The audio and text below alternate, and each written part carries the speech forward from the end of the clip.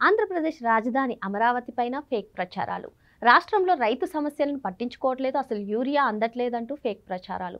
దివ్యాంగులకు పింఛన్ అందట్లేదు, వచ్చే వాటిని కట్ చేశారు కూటమి ప్రభుత్వం అంటూ ఫేక్ ప్రచారాలు. ఇలా రోజుకొక ఫేక్ ప్రచారం చూస్తూ ఉన్నాం. మరి ఇటువంటి నేపథ్యంలోనే ఇప్పుడు రాష్ట్రంలో అసలు విద్యుత్ కోతలు అలా ఇలా లేవు అంటూ మరో ఫేక్ ప్రచారానికి తెరలేపారు. ఇంతకీ ఇది ఫేక్ ప్రచారమా, నిజంగా కోతలు విధిస్తున్నారా? ఇటువంటి అంశాలన్నీ కూడా చర్చించడానికి మనతో పాటుగా ఉన్నారు సీనియర్ జర్నలిస్ట్ సత్యమూర్తి గారు. సార్ నమస్తే. సార్ నమస్కారం అండి.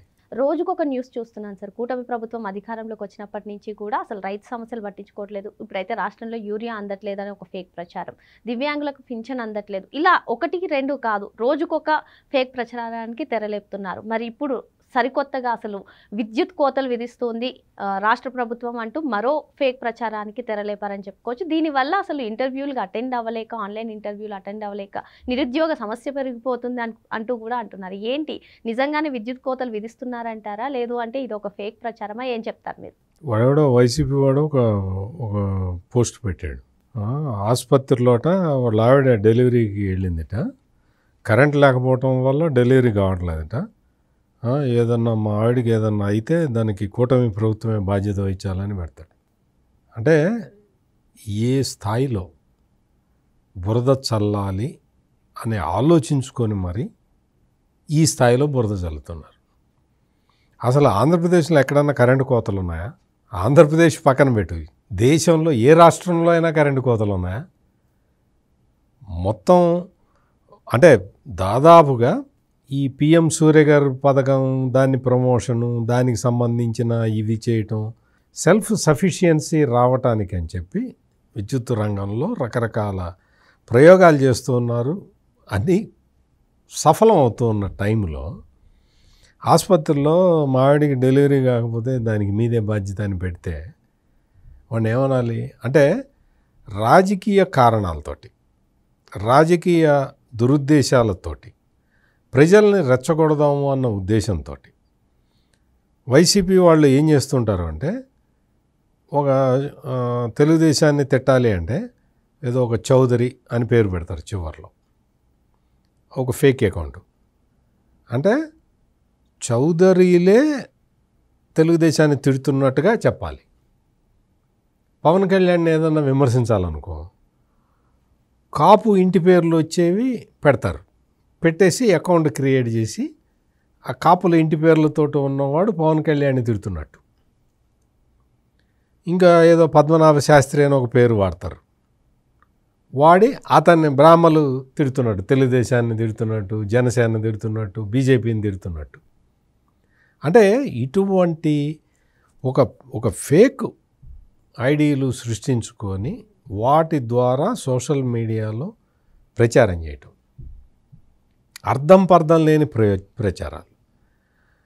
కర్ణాటకలో విజయపురాలో ఒక నేషనల్ హైవే మీద ఒక అతను, కర్ణాటక ఫార్మరు, ఉల్లి ఫార్మరు, ఆ ఉల్లి పోసి అక్కడేదో 250 రూపాయలు వచ్చింది క్వింటాల్కి.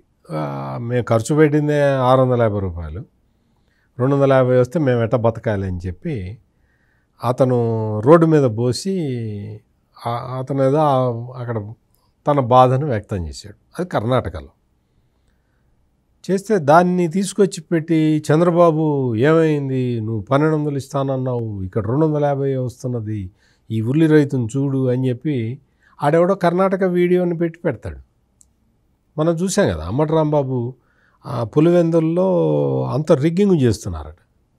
ఆ రిగ్గింగ్ చేస్తున్నారని ఎక్కడో వెస్ట్ బెంగాల్ వీడియో తీసుకొచ్చి పెట్టాడు. ఒకటి కాదు, రెండు కాదు, ఇట్లా ఇటువంటివి తప్పుడు ప్రచారాలు, తప్పుడు వీడియోలు తీసుకొచ్చి తిరుపతి ఎస్పీ సుబ్బారాయుడిని బదనాం చేయాలి. సుబ్బారాయుడిని ఛాలెంజ్ చేశాడు, నువ్వు 7 సముద్రాల అవతల ఉన్న సుబ్బారాయుడు నిన్ను బట్టలు కుదిసి కొడతానని చెప్పాడు. దానికి ఆయన ఏం సమాధానం చెప్పాడంటే, అరే పోవాపు, నువ్వు నీది రాయలసీమ అయితే నాది రాయలసీమే అన్నాడు. అందుకని ఆ కక్ష అనమాట సుబ్బారాయుడి మీద, ఐపీఎస్ ఆఫీసర్ మీద. నీ ఏంది, నువ్వెవడివి? ఆయన తలుచుకుంటే ఎత్తి నిన్ను వేస్తాడు కదా, లోపలేస్తాడు కదా.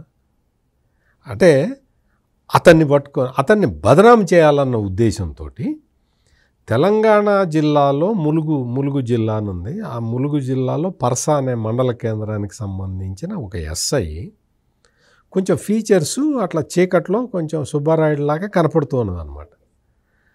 అతను ఆ పర్సాకి సంబంధించిన ఎస్ఐ ఎవరో ఒక అతన్ని కొట్టాడు. వాడు ఏదో తాకి గొడవ చేస్తూ ఉంటే, అరే ఆడవాళ్ళు ఉన్నారా, ఎందుకు గొడవ చేస్తున్నావు అని ఏదో కొట్టాడు.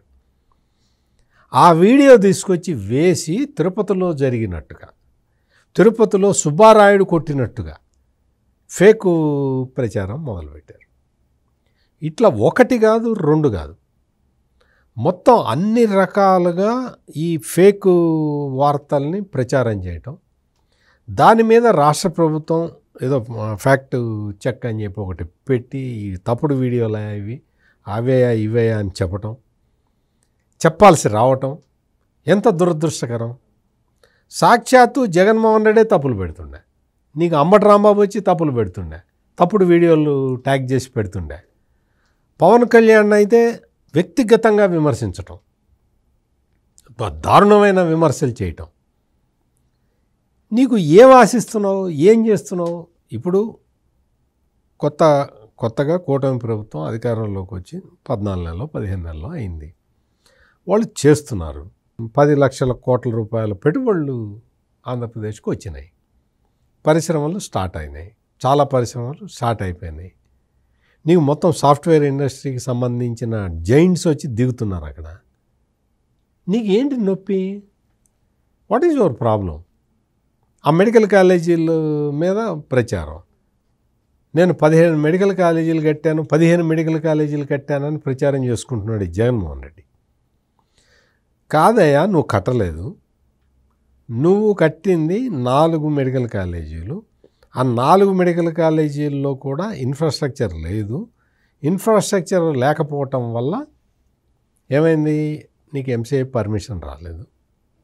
దాంతో ఏమైంది, 150 సీట్లు రావాల్సిన మెడికల్ కాలేజీ జగన్మోహన్ రెడ్డి అసలు అనుబంధంగా ఏదైనా మెడికల్ కాలేజీకి అనుబంధంగా హాస్పిటల్ ఉండాలి. 100 ఉండాలి, కొన్ని 300 పడకలు ఉండాలి. ఎక్కడా లేదు. ప్రైమరీ హెల్త్ సెంటర్ని ప్రమోట్ చేసి ఏరియా హాస్పిటల్గా ప్రమోట్ చేసి దాని మీద మెడికల్ కాలేజీ పెట్టాడు. ప్రైమరీ హెల్త్ సెంటర్కి ఎంతమంది వస్తారు రోగులు? అసలు రోగులు వస్తారా? ఎట్లా సాధ్యం అవుతుంది? మెడికల్ కాలేజీ ఎట్లా సాధ్యం అవుతుంది? నువ్వు పులివెందుల్లో మెడికల్ కాలేజీ అని నువ్వు కట్టించావు. పులివెందులకి ఎవడొస్తాడు?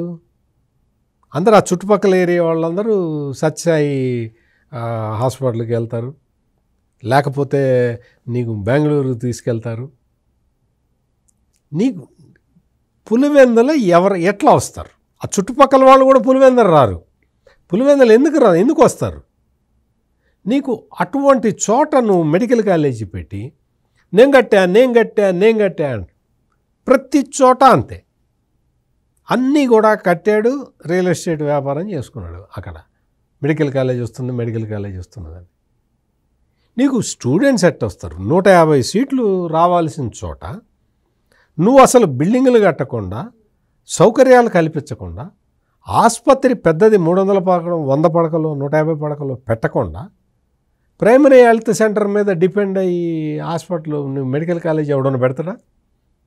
ఈ జగన్మోహన్ రెడ్డి పెట్టాడు. వాళ్ళ నాన్న డాక్టర్ కదా, ఆ మాత్రం నాలెడ్జ్ ఉండక్కర్లేదా? నీకు అది పెట్టేసి అన్ని తప్పులు చేసి 2 మెడికల్ కాలేజీల్లో అయితే అడ్మిషన్లు ఇచ్చి క్యాన్సిల్ చేశారు.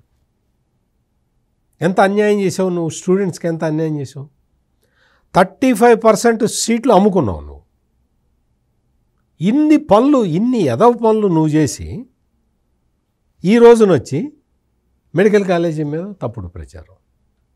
అంతకుముందు చూసాం, మిర్చి రైతుల మీద తప్పుడు ప్రచారం చేశాడు, మామిడి రైతుల మీద తప్పుడు ప్రచారం చేశాడు. 1 కాదు 2 కాదు, నువ్వు పొద్దున్న లేచిన దగ్గర నుంచి విజయవాడ బుడమేరు వాగు పొంగితే వచ్చి వరదలు వస్తే ఆ వరదల్లో నా చుట్టూతో శవాలు ఉన్నాయని చెప్పి ఒక అమ్మాయితోటి వీడియో చేయించి పెట్టాడు. ఎంతమంది చచ్చిపోయారు? నువ్వు చెప్పిస్తున్నది ఏంటి? అంటే ఇటువంటి అబద్ధాలు ప్రచారం చేసి ఎంతకాలం నువ్వు రాజకీయ పార్టీని నడుపుతావు? ఇది నా స్ట్రైట్ క్వశ్చన్. నువ్వు చెప్పే దాంట్లో వాస్తవం ఏదన్నా ఉండాలి. నీకు నిజంగా ప్రజలు సఫర్ అవుతున్న దాన్ని నువ్వు ఎత్తి చూపితే ప్రజలు హర్షిస్తారు. అంతేగాని అక్కడ జరుగుతున్నది ఒకటి, నువ్వు పెడుతున్నది ఒకటి చేసుకోవటం. నువ్వు ఆడెక్కడో తిరుపతిలో ఎవడో కొట్టారు, దళితులపై దాడి అనేస్తాడు అని ప్రచారం చేస్తారు. వైసీపీ వాళ్ళ స్ట్రాటజీ ఏంటి అంటే ఫస్ట్ సోషల్ మీడియాలో ప్రచారం చేస్తారు. ఒక తప్పుడు ప్రచారాన్ని మొదలు పెడతారు. ఈ తప్పుడు ప్రచారాన్ని బేస్ చేసుకొని సాక్షి పేపర్లో ఒక వార్త రాస్తాడు. ఆ వార్త మీద డిబేట్ పెడతారు. దాని మీద ప్రెస్ కాన్ఫరెన్సులు పెడతారు. ప్రెస్ కాన్ఫరెన్సులు పెట్టి దాన్ని నిజమని నమ్మిస్తారు. అంటే ఇన్ని రకాలుగా దాన్ని సర్క్యులేట్ చేసేసరికి ప్రజలు నిజమని నమ్ముతారేమో అన్న ఒక ఆశ. అబద్ధాల మీద నువ్వు ఎంతకాలం పార్టీని నడుపుతావు? నువ్వు అధికారంలోకి వచ్చిందే అబద్ధాలను అడ్డం పెట్టుకొని. నువ్వు పింక్ డైమండ్ అన్నావు. ఏమైంది? తిరుపతిలో పింక్ డైమండ్ ఉందా? లేదు అని చెప్తున్నారు అందరూ. నీకు అది తెలిసి కూడా నువ్వు చేస్తావు. అంటే నీకు కావాలని కుట్రపూరితంగా నువ్వు తప్పుడు ప్రచారాలు చేసుకుంటూ బతకటం నీకు అలవాటైపోయింది. వాళ్ళ అమ్మ మీద కేసు ఏమని ఎవరు చెప్పారు? ఎవరైనా చెప్పారా? ప్రజలు ఏమన్నా చెప్పారా? నువ్వు కదా కేసు వేసావు. గిఫ్ట్ డీడ్ రద్దు చేస్తున్నా నేను, అసలు నా తల్లి అబద్ధాలు చెప్తుంది అని చెప్పావు కదా. నీ తల్లి అబద్ధాలు చెప్తుంది అని చెప్పిన వాడివి. నీ తల్లి ఏమి ఇచ్చింది? రిప్లై ఏమి ఇచ్చింది? ఇప్పుడు మళ్ళీ ఆమె కేసు వేసింది. నా కొడుకు అన్ని అబద్ధాలు చెప్తున్నాడు, ఆడికి అన్ని రాజకీయ కారణాలతోటి ఈ పనులన్నీ చేస్తున్నాడు, నాకు ఇచ్చిన గిఫ్ట్ రద్దు పొలిటికల్ రీజన్స్ తోటి. ఇటు పొలిటికల్ రీజన్స్ ఏంటి? ఇట్లా నాకు అన్యాయం జరుగుతుంది అని చెబితే సింపతి వస్తుందని. అంటే ఆ సింపతి మీద మళ్ళీ ఇది కావాలి. సోషల్ మీడియాలో చెల్లెల మీద వ్యతిరేక ప్రచారం, ఒక సినిమా యాక్టర్ తోటి సంబంధం అంటగడుతూ ప్రచారం.